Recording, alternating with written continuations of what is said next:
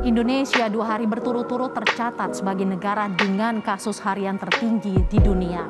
Menteri Kesehatan khawatir tingginya kasus corona di tanah air berlangsung hingga akhir Juli.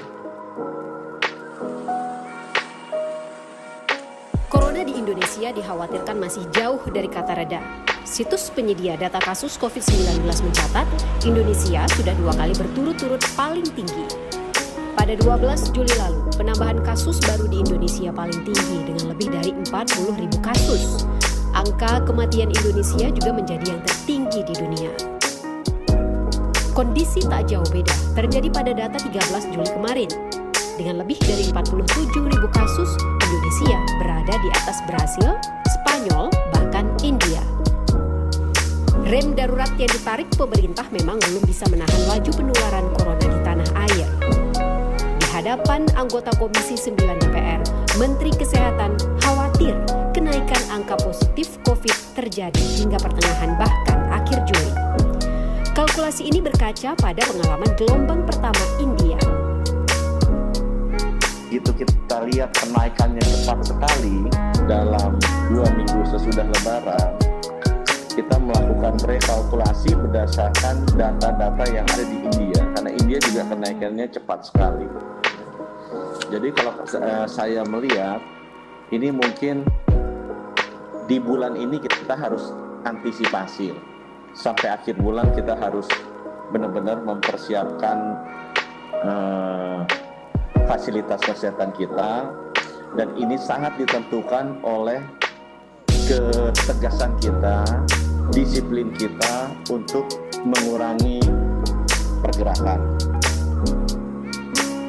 Satgas COVID-19 pun tak tinggal diam. PPKM darurat yang diklaim telah bisa menekan laju pergerakan warga akan diperpanjang. Satgas menyebut penularan COVID-19 belum terkendali. Yang mekanisme tepatnya masih diteliti hingga saat ini.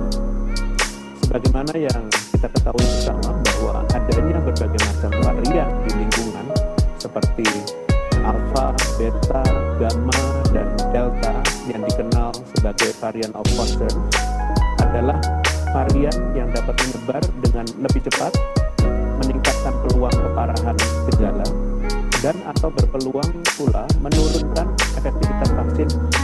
Terakhir, pemerintah akan terus melihat efek implementasi kebijakan di lapangan. Jika kondisi belum cukup terkendali, maka perpanjangan kebijakan maupun penerapan kebijakan lain bukanlah hal yang tidak mungkin dilakukan demi keselamatan dan kesehatan masyarakat secara luas. Kebersamaan pemerintah dan warga memang sangat diperlukan untuk menekan laju penularan corona di tanah air. Lengah sedikit, tragedi kemanusiaan akibat penularan corona bisa jadi ancaman. Tim Liputan, Kompas TV. Seiring turunnya kasus COVID-19 yang terjadi selama beberapa hari terakhir, Presiden Joko Widodo mengatakan penanganan kasus COVID-19 di Indonesia mulai terkendali.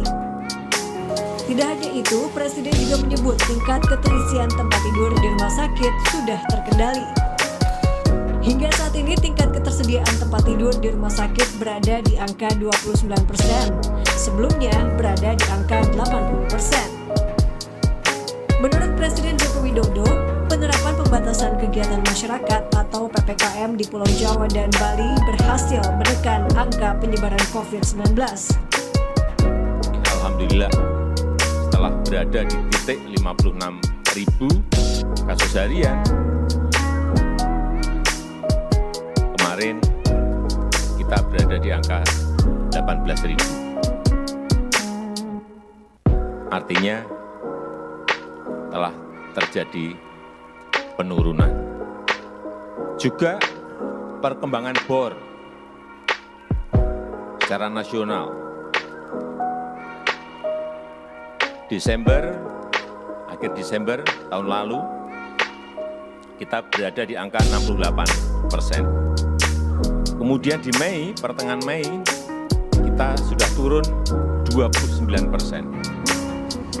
Berdasarkan data yang disampaikan Satuan Tugas Penanganan COVID-19, per 26 Agustus 2021, tercatat tercatat ada penambahan kasus baru sebanyak 16.899 kasus. Dengan demikian, secara akumulatif, kasus COVID-19 di Indonesia berjumlah 4.043.736 kasus. Berdasarkan data tersebut, terdapat 5 provinsi dengan penambahan kasus baru tertinggi. 5 provinsi itu adalah Jawa Barat dengan 5.058 kasus, Jawa Timur 1.354 kasus, Sumatera Utara 975 kasus, Jawa Tengah 811 kasus, dan Yogyakarta dengan 795 kasus.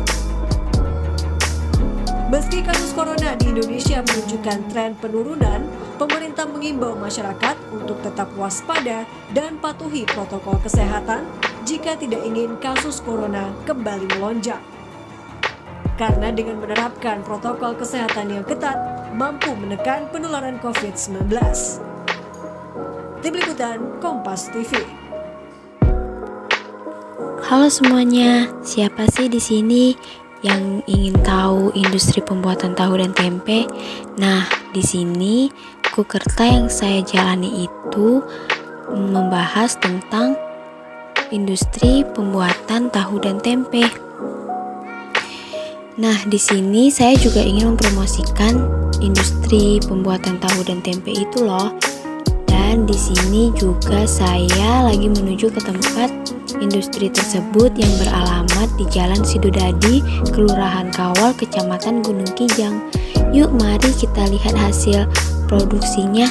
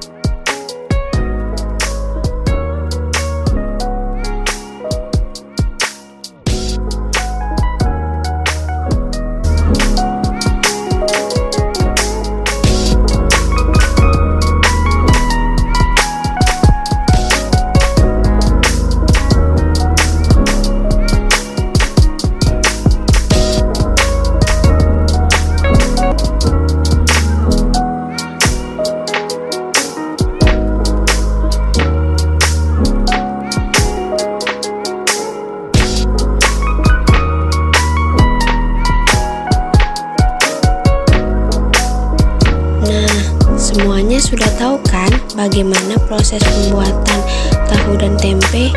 Hebat bukan? Dari biji kedelai bisa dibuat menjadi tempe dan tahu yang sering kita makan sebagai lauk pauk.